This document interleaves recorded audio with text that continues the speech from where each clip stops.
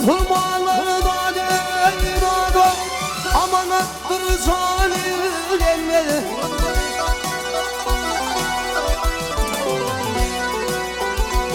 Hey bu favruma yutma dostlar, tuttu zalim ihmaneler.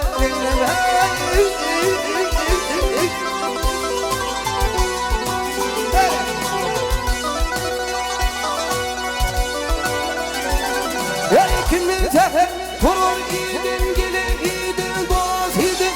Kimler baş kallırman yerden, ah yedin hor yerden. Her şey adil gönüllerdir dostlar, gönlüdür davane.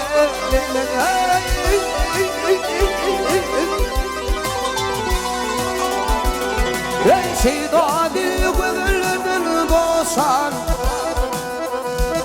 Ey fücü dilli bedenler dostlar, gönlüdür davane.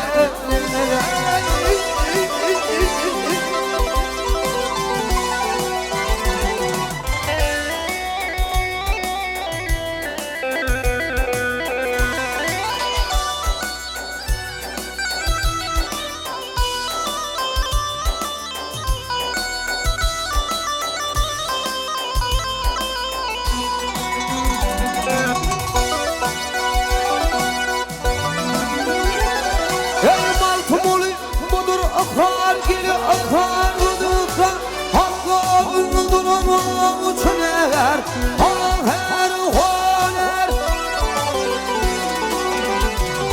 Ey kimlerin aygınlı oğul dostan, kimseden şahin etmeden.